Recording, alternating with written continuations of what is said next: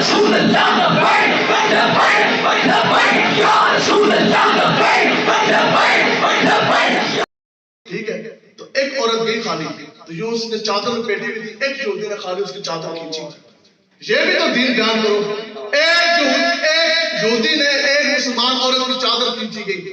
یہاں تو کتنے لوگوں کو جناب سریعان بھرانا کھا کے چادر جناب سروں سے اتروا کے دی چوک میں ماں بہن بیٹیوں کو لچوایا گیا. مڑ وہ آگے ہاتھ میں زمانہ, ہم بھی کہتے ہیں جناب ہم ان کے ماننے والے, آگے سے سنتے بھی نہیں یہ دیتے نہیں. دین امن کا درس دیتا.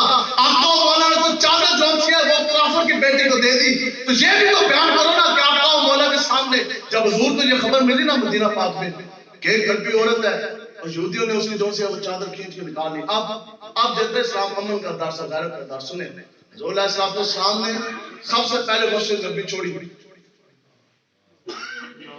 اس کے بعد آقا و مولا نے اپنا مدرسہ بھی چھوڑا. صحابہ کی جماعت کو لیا, حضور نے فرمایا چلیے انہوں نے اللہ نے جنگ, اللہ نے جنگ. ایک عورت کی چادر کی وجہ سے پوری آج یہ کہتے ہیں جناب ہم بم نہیں مار سکتے اور ہم جناب فرانس کے ساتھ جنگ نہیں چھیڑ سکتے.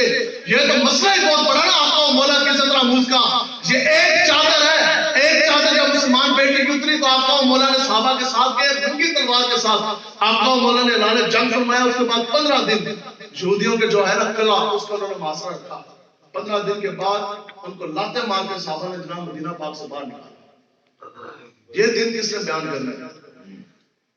اب بتاؤ کھڑے ہو آپ میں سے, مجھے بتائیں کہ یہ آپ کو کسی نے بتایا جہاد؟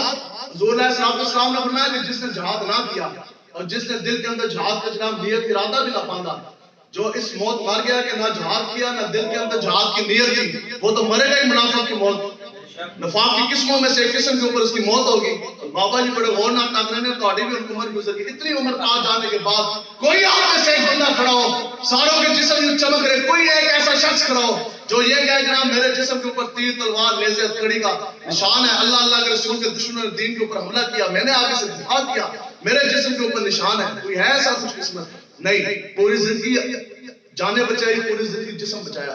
جب ایسے جسم کے ساتھ جائیں گے, حضور علیہ السلام نے فرمایا کہ جب تم اللہ کے سامنے اس حال میں کھڑے ہوگے کہ تمہارے جسم کے اوپر کوئی نشان نہ ہوا تو روز قیامت والے دن تم سب نقصان اور خسارے میں